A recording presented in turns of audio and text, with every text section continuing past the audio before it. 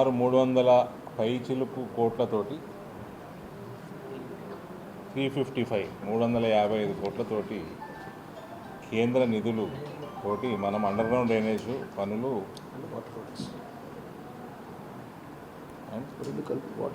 అదే UGD come drinking water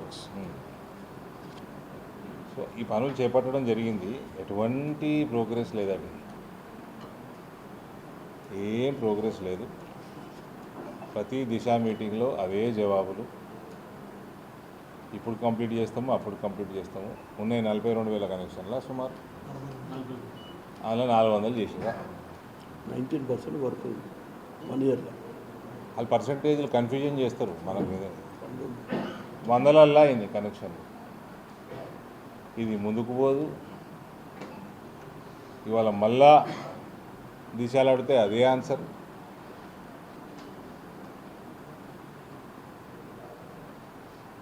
Congress ప్రభుత్వానికి ఇక్కడ మళ్ళా పెద్ద పెద్ద నాయకులు,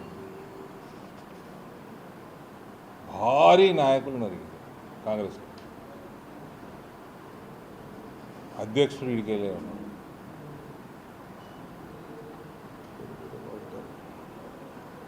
వాగ్దానాలు అయితే ఇక మీకు చెప్పనవసరం లేదు.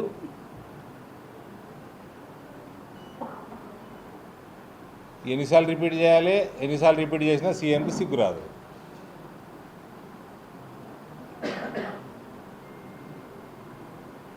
$42,000 కనెక్షన్లు ఇవ్వాలి, 400 ఇచ్చినామని చెప్తారు. ఇంకా ఎప్పుడు చేస్తారంటే దానికి ఒక ప్రణాళిక లేదు, స్టాఫ్ లేదంటారు, సరిపోయేంత వర్కర్లు లేరంటారు. కాబట్టి ఇవాళ కనీసం నూతన కలెక్టర్ గారు చాలా టెక్నికల్గా మాట్లాడడం జరిగింది. ఆవిడ డైరెక్షన్లో ఇది ఇవాళ ఒప్పుకున్నట్టు 6-7 మంత్స్లో కంప్లీట్ చేస్తామని ఆశాభావం అయితే వ్యక్తం చేస్తూ ఉన్నాను. ఒక నెల రోజులు అయినాక మళ్ళీ రివ్యూ కూడా వితౌట్ దిశ సపరేట్ రివ్యూ కూడా నేను కాల్ఫర్ చేసిన.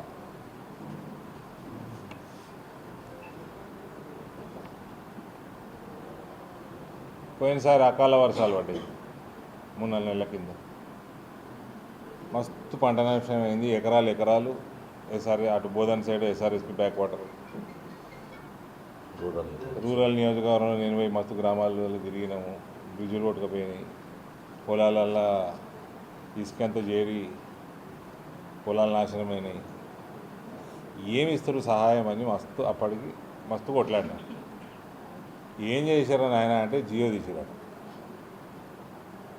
రేవంత్ రెడ్డి గవర్నమెంట్ ఒక చెత్త కాగితము, 12,000 ఎకరాలు, 16,000 రైతులు, మేము 10,000 ఇస్తాం. ఎన్నడు ఇస్తామంటే దాని డేట్ కూడా లేదు.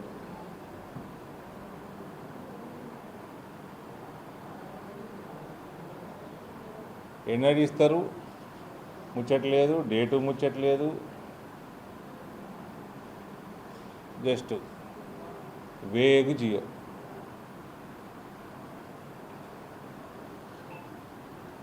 National health mission primary health సెంటర్లకి డబ్బులు వస్తాయి, మళ్ళీ సబ్ సెంటర్లకి డబ్బులు వస్తాయి.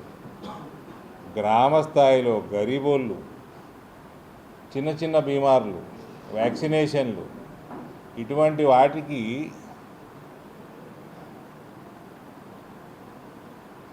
కేంద్రం నుంచి కోట్లాది నిధులు వస్తుంటే ఈ కేసీఆర్ రిజీమ్లా ఆ ఫండ్ అంతా డైవర్ట్ చేసేసుకొని చెప్తున్నా నేను. గత 4 సంవత్సరాల నుంచి ఎన్హెచ్ఎం నిధులు వస్తలేవు. ఎందుకంటే కేసీఆర్ లాంటి దొంగ డైవర్ట్ చేసుకున్నాడు, బెనిఫిషరీ డీటెయిల్స్ ఇవ్వలేదు. సిగ్గుచేటండి రాష్ట్రానికి. ఇటువంటి ఫాల్తు దొంగని, కేసీఆర్ లాంటి ఫాల్తు దొంగని అసలు భారతదేశంలో రాజకీయ వ్యవస్థనే చూడదు. ఈ జిల్లాలో ప్రశాంత్ రెడ్డి మంత్రిగా ఉన్నాడు,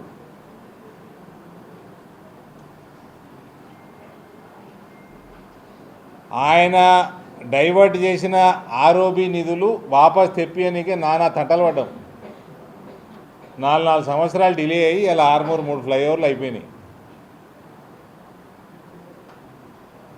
ఆ బాల్కొండ ప్రజలు ఎందుకు వేస్తారు అని మీ హెల్త్ పైసలు నాశనం చేసిండు, జిల్లా డెవలప్మెంట్ ఫండ్స్ అంతా నాశనం చేసిండు, మిషన్ భగీరథ దానికి ఏదో చైర్మన్ ఏదో ఉండే ఆయన అవి నాశనం చేసిండు.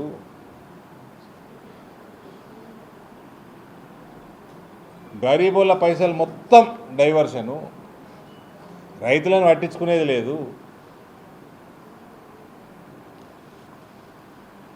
మళ్ళా దొంగలు అయితే కల్వకుంట్లో దొంగలు ఉన్నారు, అలా కాలు మొక్తా ఉంటుంది. స్ప్రింగ్ లెక్కనే ఉంటాడట, స్ప్రింగ్ లెక్క వంగి టక్కన లేస్తారట, ఏ రూమ్లో కలిసినా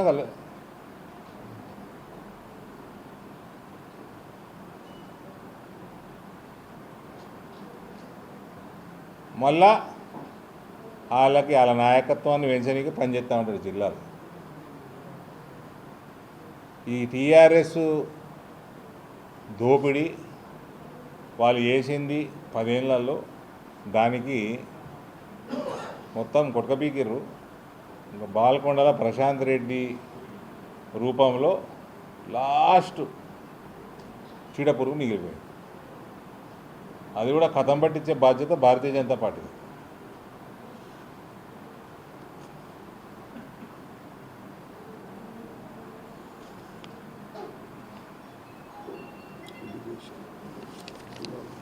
పులాంగు మొత్తం కబ్జాలు అవుతున్నాయి.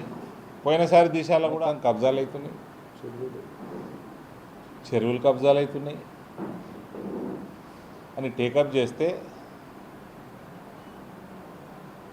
ఇరిగేషన్ ఆఫీసర్లు పోయి యాక్షన్ తీసుకోవాలన్నా కూడా కాంగ్రెస్ వాళ్ళు ఆపుతారు.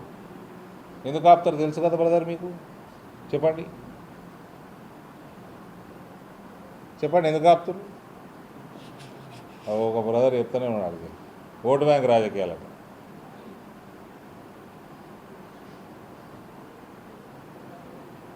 ముస్లింల ఓట్ల కోసం అరే చెరువులు మంచిగా ఉండి ఈ మొత్తం ఇదంతా నాలా అంతా మంచిగా వాడితే ముస్లింలకు మంచిది కాదా? తప్పకుండా మేము కంప్లైంట్ ఇచ్చేసామని ఇరిగేషన్ అని అంటాడు. కంప్లైంట్ ఇస్తే ఏమైందంటే జవాబు చెప్తున్నాడు. మొత్తం ఎన్ని కంప్లైంట్ అనేక సార్లు ఇచ్చినామా అన్ని కంప్లైంట్లకి ఎఫ్ఐఆర్ తీసుకొని పెట్టమని చెప్పారు. నెక్స్ట్ టైం దిశాలో అన్ని ఎఫ్ఐఆర్ చేపించి పెట్టాడని చెప్పారు. Local to global news at your fingertips. మీ చేతిలో ఒక ఆయుధం. Download raw TV app. Media legend Ravi Prakash is back.